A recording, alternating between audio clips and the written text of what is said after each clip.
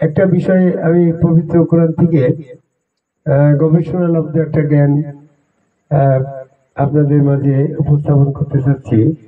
সেটা হচ্ছে, আমাদেরকে অনেকেই এই আদম কাবায় আল্লাহকে সেজদা করার ব্যাপারটা শিরক বলে এটারে ব্যর্থ করার চেষ্টা করে, যে আমরা নাকি আদম কাবায় আল্লাহকে যখন সেজদা করি তখন নাকি শিরক করি।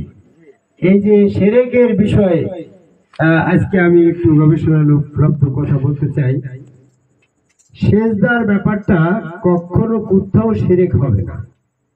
সেটার লজিক দুইটা আয়াত। একটা বলছে সূরা রাদের 15 নম্বর আয়াত, যে আসমান জমিনে যা কিছু আছে সকলেই আল্লাহকে সেজদা করে।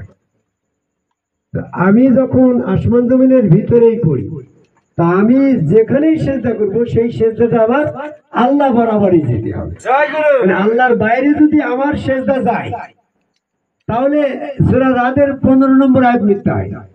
আলমগীর একটু খেয়ালে দাঁড়াও, যে আমি একজন আসমান জমিনের ভিতরে অবস্থান করা একজন ব্যক্তি, আর সূরা রাদের 15 নম্বর আয়াতে বলছে যে আসমান জমিনে যা কিছু আছে সকলেই আল্লাহকে সেজদা করে, ইচ্ছা এবং অনিচ্ছায়। তা আমি আবার আমার গুরুকে কখন সেজদা করব? সেজদা করার কোনো সুযোগ আছে নাকি? না। কি চিন্তা করে ঠিক আছে কথাটা? ঠিক। যে আসমান জমিনে যা কিছু আছে সকলে আল্লাহকে সেজদা করে। আমি যেহেতু আসমান জমিনের ভিতর করে একজন ব্যক্তি, তো আমি যেখানেই সেজদা করবো সেই সেজদাটা আল্লাহকে করতে হবে। তাহলে আমি আমার গুরুকে সেজদা করি না, আমি তো আমার আল্লাহকে সেজদা করি। সে মসজিদে করলো আল্লাহকে, কাবাঘরের সামনে করলো আল্লাহকে, আমি আমার গুরুর সামনে আদমের সামনে করলো, সেই আল্লাহর বাইরে তো আমার সেজদা যাচ্ছে না। তাহলে এটারে যারা শিরক বলছে তারা সূরা রাদের 15 নম্বর আয়াতের বিরোধিতা করছে। কারণ দ্বিতীয় আয়াত হচ্ছে আলাল মারজুদুল্লাহ, সমস্ত সেজদার মালিক আল্লাহ। তাহলে আমরা গুরুকে গুরু আদম কাবায় আল্লাহকে সেজদা করছি, এটা সূরা রাদের 15 নম্বর আয়াত এবং সূরা জিনের 18 নম্বর আয়াত অনুসারে শিরকের আওতার বাইরে, শিরক হচ্ছে না। এখন তাহলে প্রশ্ন আসতে পারে, জি তাহলে শিরক কি? এই বিষয়ে আমার কিছু কথা, আমি শিরকের সন্ধানে এখন একটু হাঁটি। সন্ধানটা আমি শিরক কোথায় আছে? শিরক নিশ্চয়ই কোনো না কোনো জায়গায় আছে, তাহলে শিরকের কথা করে আসছে কেন? এই পুকুরে নিশ্চয়ই রুই মাছ আছে, তাহলে এখন রুই মাছ খুঁজতে হবে। তো ঠিক এই কোরআন দিয়ে আমি শিরকের বিষয়টাকে একটু রিসার্চ করে খুঁজে দেখি। দেখো, যদি বলা হয় আত্মসমর্পণ করার ব্যাপারেও শিরক করার কোনো সুযোগ নাই। কারণ সূরা ইমরানের 83 নম্বর আয়াতে বলছে আসমান জমিনে যা কিছু আছে সকলে তো আল্লাহর কাছে আত্মসমর্পণ করে। তাহলে আমি যখন আল্লাহর আসমান জমিনের ভিতরেই পড়ি, আমি আমার গুরুর কাছে আত্মসমর্পণ করার কোনো সুযোগ আছে? আসমান জমিনের ভিতরকার ব্যক্তি যখন আমি যেখানে আত্মসমর্পণ করবো সেই আত্মসমর্পণটা আল্লাহর কাছেই করা হবে। আত্মসমর্পণ করার ব্যাপারেও শিরক হওয়ার কোনো সুযোগ নেই। নাম্বার 3, যে আমি আল্লাহকে বাদে অন্য কাউকে প্রভু বলছি, সেক্ষেত্রে শিরক হতে পারে। সূরা আরাফের 172 নম্বর আয়াত দেখে, সমস্ত সৃষ্টিকুলের কাছে আল্লাহ এই অঙ্গীকার নিল, আলাস্তু বিরাব্বিকুম, আমি কি তোমাদের রব নই? তাহলে কালু বালা ইয়া রাব্বি, সবাই স্বীকার করলো, হ্যাঁ আপনি আমাদের রব। তাহলে আমরা এই রব আল্লাহকে রব করা, প্রভু বলার ব্যাপারে কোথাও শিরক করার কোনো সুযোগ নেই। কারণ আমরা তো সেই আল্লাহরই তো প্রভু বলে এই পর্যন্ত আসছি। ইভেন ইবলিস আল্লাহকে রব বলে, সূরা হিজরের 34 নম্বর আয়াত। তাহলে ইবলিসের মতন ব্যক্তি যদি আল্লাহকে রব বলার মাধ্যম দিয়ে শিরক করে না, তাহলে আমরা আল্লাহকেই রব বলি, আল্লাহ আমাদের প্রভু। কাজে আল্লাহকে প্রভু বলার মধ্যে আমাদের আল্লাহর বাইরে কোনো প্রভু বলার কোনো সুযোগ আছে? তাহলে প্রভু বলার মধ্য দিয়ে শিরক হওয়ার কোনো সুযোগ নাই। নাম্বার 4, সুবহানাল্লাহ, পবিত্রতা মহিমা বর্ণনা করার ক্ষেত্রে যদি আল্লাহর বাইরে কোথাও করা যায় তাও নাই, সেটা শিরক হইতো। কে বুঝছে? দেখো সূরা হাদীদের 1 নম্বর আয়াতে বলছে আসমান জমিনে যা কিছু আছে সকলেই আল্লাহ পাকের পবিত্রতা মহিমা বর্ণনা করে।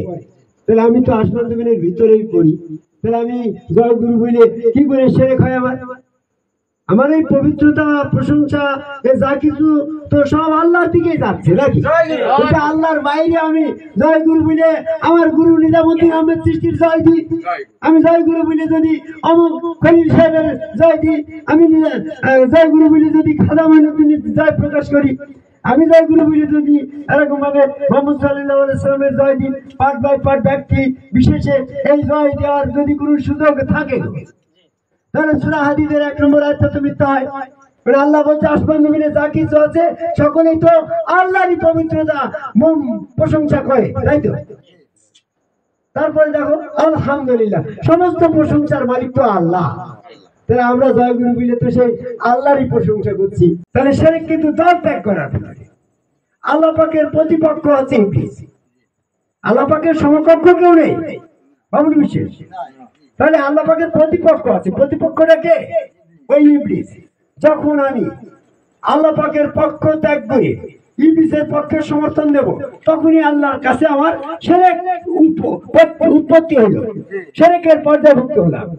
তাহলে আমি যতক্ষণ পর্যন্ত আল্লাহর দলে থাকবো ততক্ষণ পর্যন্ত আমার দ্বারা কোথাও কোনো শিরক হচ্ছে না। জয় গুরু বলি আর আলহামদুলিল্লাহ বলি আর যাই বলি, আমি আল্লাহর দলে থাকি মানে আমার কোথাও কোনো শিরক নয়।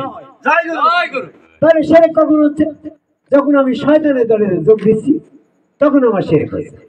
এখন শয়তানের দলে যোগ দেওয়া আর আল্লাহর দলে যোগ দেওয়া, এই দুটো যোগ দেওয়া তোমাকে বুঝতে হবে। গরিব আমি যতক্ষণ পর্যন্ত আদম সেজদা না করছি ততক্ষণ পর্যন্ত আমি শয়তানের দলে আছি। শয়তান তো আদম কবে সেজদার বিরুদ্ধে, আমিও আদম কবে সেজদার বিরুদ্ধে। তাহলে আমি তো শয়তানের পক্ষে আছি।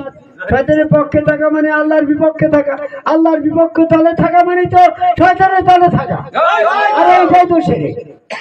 তাহলে আমরা বলতে চাচ্ছি এতদিন পর্যন্ত আমরা যা শুনলাম যে আদম কবে আল্লাহকে সেজদা করা শিরক, আর এখন আমার এই বক্তব্যের ভিতরে প্রমাণ হলো আদম কবে আল্লাহকে সেজদা না করা শিরক। পৃথিবীর সকল মানুষ যারা আদম কবে সেজদা থেকে দূরে আছে তারা ইবলিসের পক্ষে আছে, আর ইবলিসের পক্ষে আছে মানে আল্লাহ দলের বিপক্ষে আছে, আল্লাহ দলের বিপক্ষে থাকা মানে আল্লাহর সাথে শিরক করা। তাহলে শিরক থেকে মুক্তি পেতে হলে আদম ইবলিসের দল থেকে বেরিয়ে আসতে হবে, আর ইবলিসের দল থেকে বেরিয়ে আসতে হলে ইবলিস বিরোধী কাজ ওই আদম কবে আল্লাহকে সেজদা করতে হবে। আর আদম কবে আল্লাহকে সেজদা করতে গেলে আদম কবে সেজদাকারী একজন সম্যক গুরু রাসূলের কাছে বায়াত হয়ে আল্লাহ চেহারা আল্লাহর ওখানে ওই সেই আল্লাহর কাছে সমর্পিত হয়ে সেজদার মাধ্যমে আল্লাহর কাছে সমর্পিত হয়ে জয় গুরু বলে সমস্ত প্রশংসা আল্লাহকে করে আমরা শিরক থেকে মুক্ত হতে চাই। তাহলে আমরা শিরকের সন্ধান পেলাম যখনই আমি আদম কবে সেজদা না করে শয়তানের সম্পৃক্ত থাকবো, শয়তানের দলভুক্ত থাকবো, শয়তানের দলে থেকে আমি নামাজ পড়াও শিরক, শয়তানের দলে থেকে আমার রোজা করাও শিরক, শয়তানের দলে থেকে আমার হজে যাওয়া শিরক, শয়তানের দলে থেকে আমার তাহাজ্জুদ পড়াও শিরক, শয়তানের দলে থেকে আমার রোজা করাও শিরক। তাহলে আমার মূলত আল্লাহর দলভুক্ত হতে হবে, শয়তানের দল থেকে বেরিয়ে আসতে হবে। শিরক থেকে মুক্তির জন্য একটাই পথ, আদম কবে আল্লাহকে সেজদা না করে ইবলিস যখন কাফের হয়ে গেছে, আমি আদম কবে সেজদা না করা পর্যন্ত ইবলিসের দলেই থাকছি, কাফেরের দলেই থাকছি, আমার দ্বারা যা কিছু হচ্ছে সব শিরক হচ্ছে। এজন্য দ্বীনের ক্ষেত্রে শিরক মুক্ত ইবাদতের একটাই প্রক্রিয়া আদম কবে সেজদা। আদম কবে আল্লাহকে সেজদার জন্য আমার একজন গুরুর কাছে বায়াত হতে হবে, গুরুর হাত আল্লাহর পা আল্লাহর চেহারা আল্লাহর ঐশ্বর্যে আল্লাহ ব্যক্ত করে সেই আল্লাহকে সেজদার মাধ্যমে শিরক মুক্তির একমাত্র উপায়। তাহলে পৃথিবীর সকল মানুষকে আদম কবে সেজদার আহ্বান করে শিরক থেকে মুক্তি পাওয়ার আহ্বান করে এই চুয়াডাঙ্গা জেলার কেদারনগর, চুয়াডাঙ্গা জেলার আলমডাঙ্গা উপজেলার বেলগাছি ইউনিয়নের কেদারনগর গ্রাম, যেটা আমার নিজ বাসভবন, নিজ আশ্রমে দাঁড়িয়ে পৃথিবীর সকল মানুষকে আদম কবে আল্লাহকে সেজদার মাধ্যমে শিরক মুক্ত হওয়ার আহ্বান করে আমার কথা শেষ করি। জয় গুরু।